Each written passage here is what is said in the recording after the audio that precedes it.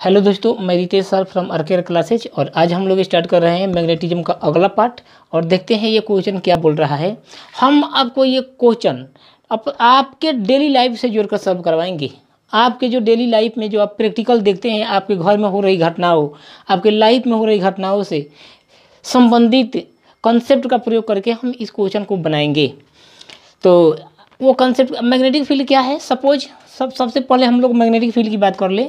हम magnetic field की परिभाषा बताने वाले नहीं, इसका प्रैक्टिकल एग्जांपल देने वाले। सपोज ये आपका वायर है, खुला वायर में मान लेता, और यहाँ से करंट आई तो क्या हो रही है, फ्लो हो रही है, और आप इसे टच करिए या कोई लोहा लेकर आप इसे या कोई कंडक्टर लेकर आप इसे टच करिएगा। देखिएगा अगर करंट इधर बह रही है, करंट का स्पीड इधर है, तो मैग्नेटिक फील्ड जस्ट इसके परपेंडिकुलर आ जाएगी।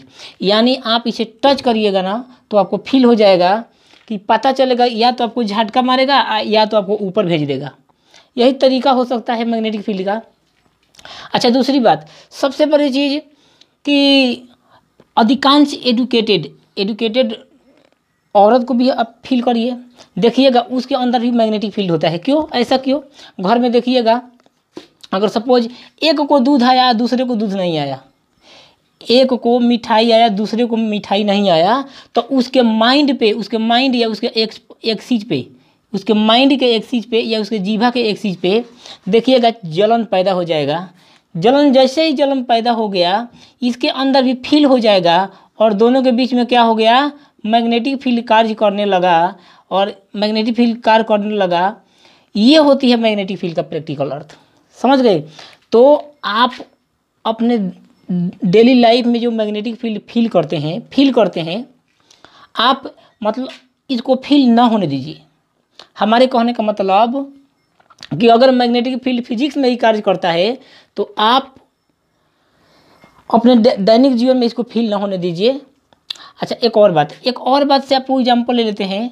एक शिक्षित इंसान वो होता है जो हर पल हर कदम पर अपने ज्ञान का उपयोग कर सके। उदाहरण के लिए आपको मैं एक प्रैक्टिकल उदाहरण देकर समझाता हूँ। सपोज एक कहानी के माध्यम से मैं समझा देता हूँ।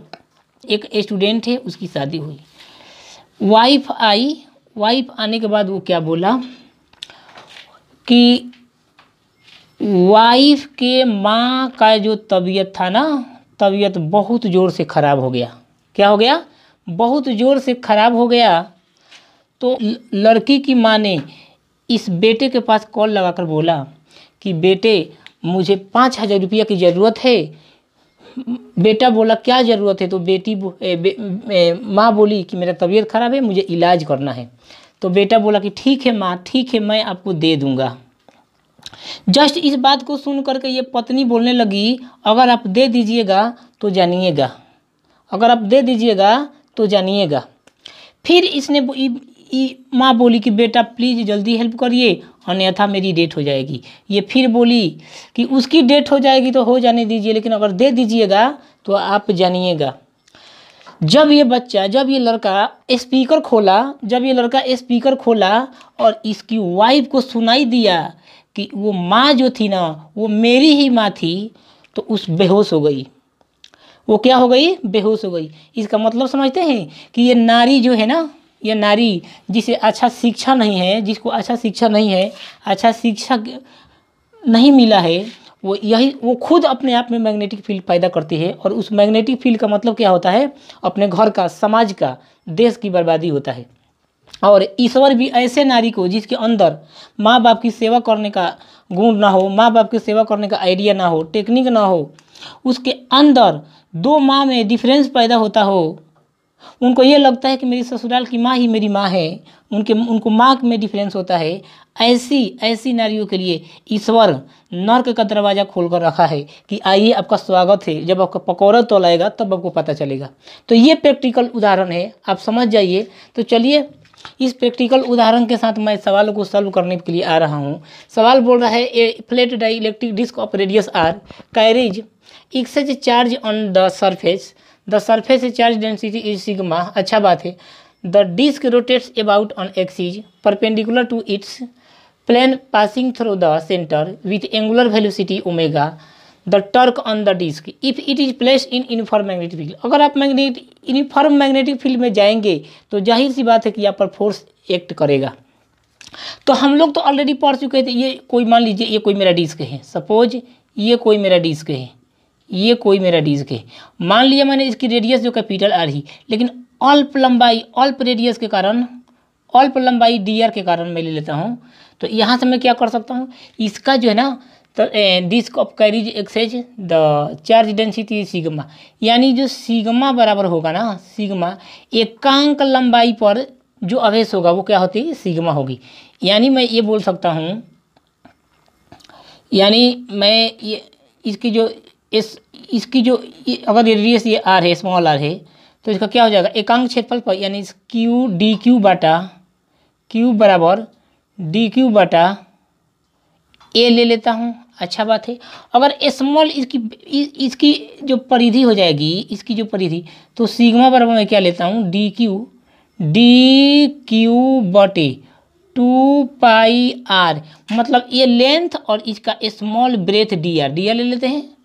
तो क्या हो जाएगा, मेरा डी क्यू का जो मान आ गया भाई, क्या आ गया, तो 2 sigma into 2 pi r into D r, यही होगा क्या। अच्छा बात है।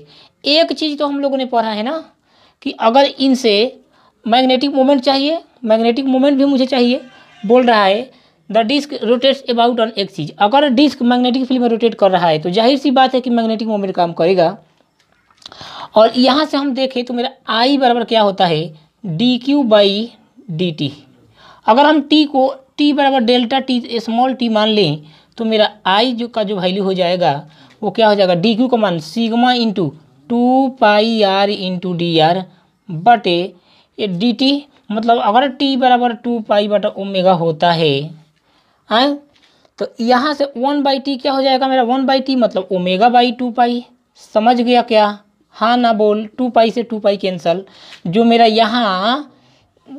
यहाँ आई का वैल्यू आ गया, क्या आ गया मेरे भाई, आई का जो वैल्यू आ गया sigma into omega into are into D r, यही है क्या। चलो तो ये मेरा आ गया। अब हमें चाहिए क्या, मैग्नेटिक मोमेंट। तो m बराबर जो होता है ना, m बराबर एन आई ए, मैं ले लेता हूँ n बराबर 1, एन आई ए मतलब यहाँ n बराबर मैं 1 लेता हूँ। तो m बराबर i का मान कितना आया, तो i का मान आया sigma into omega into are into D r into breadth का एरिया क्या होगा, स्मॉल मैंने ये स्मॉल लिया था, स्मॉल तो क्या हो जाएगा, पाई आर स्क्वायर हो जाएगा। तो m बराबर sigma into omega into are into ये आर से आर क्यू इंटू यहाँ पाई ले लेते हैं इंटू डी आर। अच्छा बात है। एक मुझे बात बताओ, मुझे डी टी मतलब अल्प लंबाई डी आर के कारण क्या टॉर्क होगा, अल्प लंबाई डी आर के कारण। अगर डी आर के कारण सेंटर के थ्रू ऐसे ये रोटेट कर रहा है, तो अल्प लंबाई डी आर के कारण, ये मान लीजिए मेरे डी आर बोल रहे हैं, डी आर ये स्मॉल आर है, कैपिटल आर है। अगर डी आर के कारण जो रोटेशन है वो इतना आ जाए तो पूरे लेंथ आर के चलते मेरा टो क्या होगा। तो मैं ले लेता हूँ 0 से लेकर टी, 0 से लेकर टो। यहाँ अगर मैं डी टो बोल दूँ तो इंटीग्रेशन ऑफ 0 से लेकर r m b sine theta.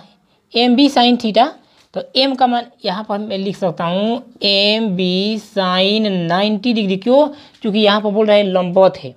तो 90 का मान 1 हो गया मेरा।